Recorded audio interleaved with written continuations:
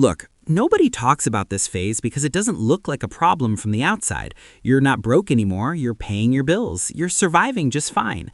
On paper, you're doing okay. But somehow you feel more anxious about money now than you did when you had almost none. And that's confusing because this was supposed to be the good part. This was supposed to be the phase where things finally get easier.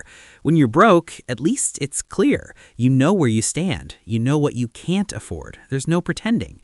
But this phase right here, the one between broke and wealthy, this is where people quietly ruin their financial future without realizing it.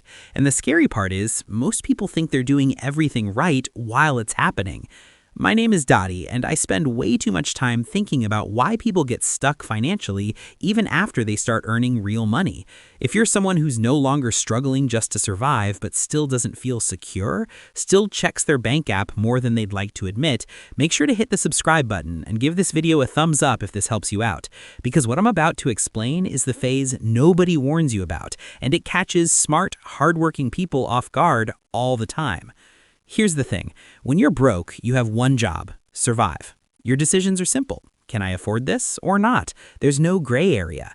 But when you start earning decent money, maybe 50, 60, 70,000 a year, something changes. You don't feel rich, but you don't feel broke either. You feel flexible, and flexibility is dangerous. This phase is dangerous because it gives you just enough money to make mistakes without immediate consequences. You can afford the payment, you can swipe the card, you can justify the upgrade.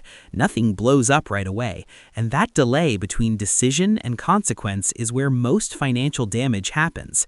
According to data from the Federal Reserve, households earning middle incomes carry some of the highest levels of consumer debt relative to income. Not the poorest households and not the wealthiest ones. The people in the middle, the people who are doing okay. That should tell you something. Here's what most people don't realize. This phase isn't about how much you earn. It's about how your brain reacts to finally having options.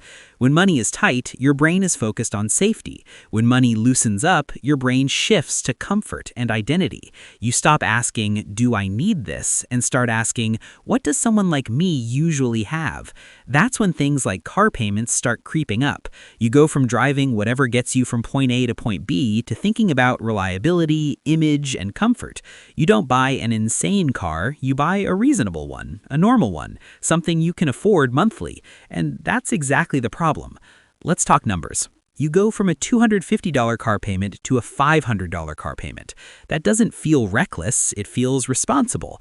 But that extra $250 a month is $3,000 a year. Over 5 years, that's $15,000. And that's just one decision. Stack that with higher rent, more subscriptions, better phones, eating out more often, and suddenly your income is higher, but your financial margin is gone. This is where it gets really interesting. In this phase, your income goes up, but your sense of security doesn't. Because security doesn't come from earning more, it comes from having margin. And margin disappears fast when lifestyle expands quietly. Psychologically, this phase messes with you because you feel like you should be grateful. You're not struggling anymore, so complaining feels wrong. But at the same time, you don't feel free. You feel stuck in a different way. Now the bills are bigger, the expectations are higher, and the fear of falling back is always in the background. This is also the phase where people start confusing progress with success.